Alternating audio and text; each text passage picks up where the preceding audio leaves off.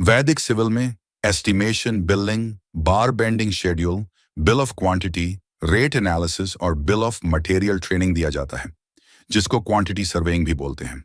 इसमें unit conversion, Excel, drawing study, foundation से लेके फिनिशिंग तक सारा काम का क्वांटिटी कैलकुलेशन आज पर आईएस कोड सिखाया जाता है। उसमें earthwork, cutting, feeling, PCC, RCC, steel, shuttering, brick work, plaster, flooring, painting का क्वांटिटी कैलकुलेशन सारा कुछ है।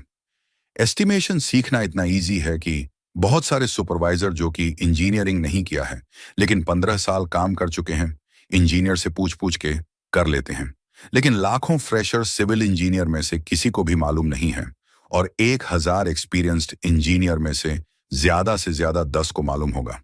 क्योंकि एस्टिमेशन बुक जो कॉलेज में सिखाया जाता है उसमें 50 साल पहले का कंस्ट्रक्शन काम के बारे में सिखाया गया है, लेकिन अभी जो फ्रेम स्ट्रक्चर का काम हो रहा है उसके बारे में नहीं है। इसका ड्यूरेशन किसी को 2 महीना लगता है और किसी को 3 महीना भी लगता है। वो डिपेंड करता है कौन कितने बार और एक दिन में कितना समय और कितना जल्दी सीखता है। इसको सीखने के बाद estimator, billing engineer, quantity surveyor के हिसाब से पोस्टिंग मिलता है। इसमें ऑफिशियल काम भी रहता है और साइट में भी पोस्टिंग होता है।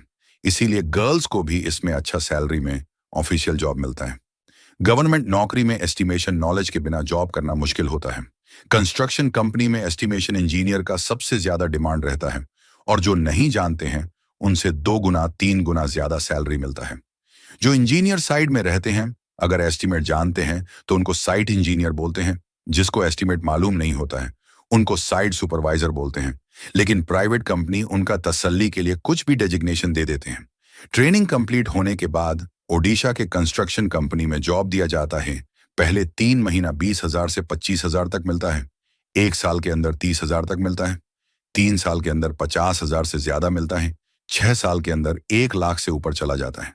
लेकिन एक 6 साल का एक्सपीरियंस्ड इंजीनियर को, जिसको एस्टिमेट मालूम नहीं है, उड़ीसा में ज्यादा से ज्यादा 25,000 मिलता है, जो कि 10 साल के बाद या 20 साल के बाद भी उतना ही रहता है।